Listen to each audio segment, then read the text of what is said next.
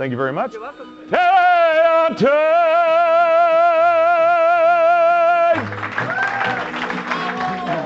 You know, I used to say I have the greatest job in the world. I get to sing and make people smile. But I'm going to take a little bit of liberty today because, you know, I'm kind of maybe a Rotarian at heart, I guess, for that matter, because if I'm going to show up, I'd prefer, if I can, maybe to drop a little nugget of truth that might help us, because, you know, we're all trying to figure out how to get through this life the best we can and make an impact that's of value. And I brought up a song starting with love because I think about how we were wired. You know, obviously the first need is air, the second need is water, the second need is sleep, the third need is food, and the fifth thing that comes into play as we think about how we're motivated is a need for love or a need for acceptance. And you know that old saying, if the tree falls in the forest and nobody's there to hear it, did it really make a sound? You know, we want to share that with somebody. Or there's that other one that says, if a man speaks in the forest and the woman isn't there to hear him, is he still wrong? He's blessed. You know, so anyhow, money is a big motivator because money becomes the next motivator. Why? Because to have that love and to have that appreciation, especially here in Newport Beach, you know, we find that lady that has a certain desire for lifestyle, and we get into that mode of developing that. So if we're going to talk about money, we ought to address a guy who spent a lot of time thinking about money and trying to get to that. So we'll put on a little character here and see if we can remember this guy. If I were a rich man, idle-diddle-diddle-digga-digga-diddle-diddle-dum. All day long I'd just bitty-bitty bum. If I were a wealthy man, and I wouldn't have to work hard, no. Idle-diddle-diddle-digga-digga-diddle-diddle-dum. If I were just itty-bitty rich, idle-diddle-diddle-diddle man, I'd build a big tall house with rooms by the dozen on the bluffs overlooking Newport Beach. Very good. With a fine tin roof and real wooden floors below. And I'd build it with a one long staircase just going up, one even longer going down. And because of the kind of guy I am, I'd probably build one more going and nowhere just for the show. For the show, for the show, for the show, for the show. Well, so money becomes a big motivator in what we're doing. But it has its downside. Obviously, it has its upside because without money, we wouldn't be able to pay the bills and keep life going. But is life the cycle of making money to buy food and have a nice shelter so we can gain enough money to have a place so we can go and rest and get enough strength to go back to work again to make more money, to buy a nicer place and more food so that we can rest? And, you know, actually a friend here, William, says a wonderful quote. He says, I don't know how to take it with me, but I know how to send it on in advance so it'll be there when I get there. And I think that's really kind of an interesting principle. And I think maybe what we'll deal with here as we talk about the money issue is that there's a purpose for the money. And it's not just to build the bigger house and to show our wares. And I realize in this case I'm probably talking to the choir here with the Rotary Club because obviously we're open-minded, at least, if not committed to taking care of the needs of humanity. Well, there was another guy. Hear me now, oh, how bleak and unbearable world, thou art base and debauched as can be. And the knight with his banners all bravely unfurled now hurls down his gauntlet toward thee. I am Don Quixote, the Lord of La Mancha, my destiny calls and I go. And the wild winds of fortune shall carry me onward to whithersoever they blow. Hear me, heathens and wizards and servants of sin, all your dastardly doings are past. For a holy endeavor is now to begin, and virtue shall triumph at last. I am Don Quixote, the Lord of La Mancha. My destiny calls and I go, and the wild winds of fortune shall carry me onward to whithersoever they blow. Whithersoever they blow, onward to glory I go.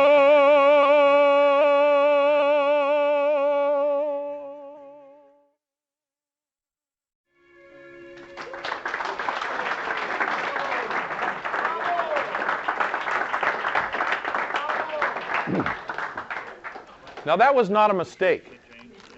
Don Quixote was not a man who won his battles because of his might. Actually, I probably wouldn't even be chosen to ever play the role because he was a little scrawny dude. And the important aspect of what was about Don Quixote is he won his battles because his battles represented what was right. Not because of might, but because of right. And the sword that didn't work was probably the best thing because he didn't win his battles by effort. He won his battles by surrender and recognizing that when he was taking on a heavenly cause, that he had a heavenly backing behind him that was going to make sure that it was going to get done, and all he was the instrument. So, how does one become a hero? Interesting point. I think that we have a tendency to make an attempt to get there at points in time in our life, but there's an aspect about it that I think is a bit divine. They say if a young man who's in training to be a soldier, no matter how technical the training, how well he's trained, how strong he is, how much attributes he has, in the heat of the battle, he is either a hero or he's not. Has nothing to do with the training. It has nothing to do with the skills. What it has to do with is something that's been born within inside of him. Jean Valjean was a man who had spent most of his life in prison, about 18 years in prison for stealing a loaf of bread. And when he got out of prison, he was on his way to his parole officer to figure out what he was going to do with the rest of life. But he had a zeal for life. I have not been able to live my life. Now I'm going to do it. I'm going to do it to the full. I'm going to do it to the max. And he probably attacked like most of us do. I want to get the most that there is out of it. And so this nature comes upon us that tells us that we need to go forth. And the motivational speakers say we need to use this methodology and we need to do this. But on his way to get to the destiny where he was going, he had no provision. So what the first thing he did is he robbed somebody so he could eat, took some food from him. And he happened upon this little village where a priest was, and he knocked on the door. He had his credentials, and he said, I am a convict, but I'm hungry. Would you feed me? The priest invites him into the house, and he offers him dinner. And he's just eating it up. Boy, you know, I'm going to take advantage of this situation. And the priest befriends him beyond that. And he said, you know, John, it's late. Why don't you remain here overnight and leave in the morning? And so he was bedded down, and in the middle of the night, he begins to think about this silverware and this candelabras that were seated there. And he thought, oh, man, what could I do with all of that? And in the middle of the night, he wakes up, and he grabs his pillowcase, and he starts bagging up the silverware. And the priest comes out, an older man, and he says, John, what are you doing? And John's a little bit irresolute in the moment, but he knocks the priest out, and he leaves with the silverware. And the next scene shows the priest out in the yard with the nun, and she goes, I knew that was going to happen. That's why I hid the candelabras. I knew it. What are we going to do? And he says, don't worry. We'll get some wooden spoons somewhere. We'll do fine. Don't worry about it. Just then the police have arrested Jean Valjean. They bring him back into the room, into the courtyard. And the priest looks up and he says, Jean, you left in such haste last night that you forgot to take your candlesticks. And everybody's jaw drops. John thought he was on the way to jail for the rest of his life. The nun looks at him in amazement. The police said, well, he told us that you had given this to him, but we didn't believe him. That's why we brought him back here.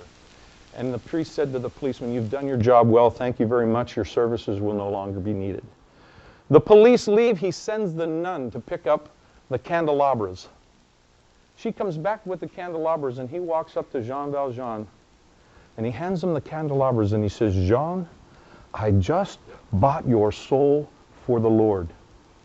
Take this money and do good with it.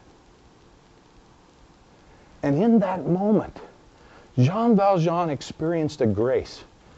Not anything that he deserved. He experienced a grace. And it literally changed his life. From someone who was going to be competitive and go out and get everything that there was in the world, Jean Valjean turned his life. And the remainder of that musical that Victor Hugo wrote, he didn't write it, he wrote it as a book. They made a musical of it. Jean Valjean gave his life. And at the end of that musical, or towards the end of that musical, Jean sang this song. And I'd like to sing it for you now, because at that point in time, he was actually at the point where he was able to offer his life in place of someone else. I got it.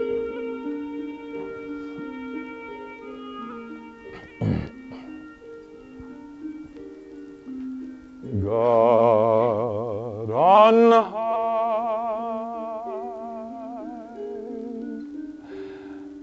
hear my prayer. In my need, you have always been there. He is young, he's afraid. Let him rest, heaven bless. Bring him home, bring him home, bring him home. He's like the son I might have known if God had granted me a son. The summers die one by one, how soon they fly on and on. And I am old and will be gone.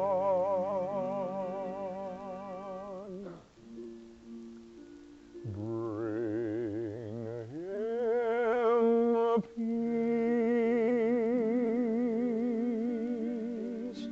bring him joy. He is young, he is only a boy. You can take and you can give. Let him be, let him live. And if I die, let me die.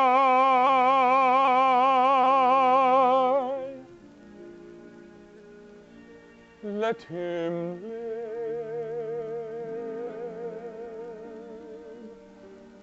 Bring him home.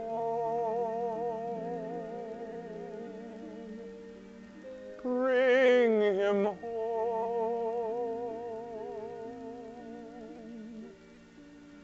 Bring him home.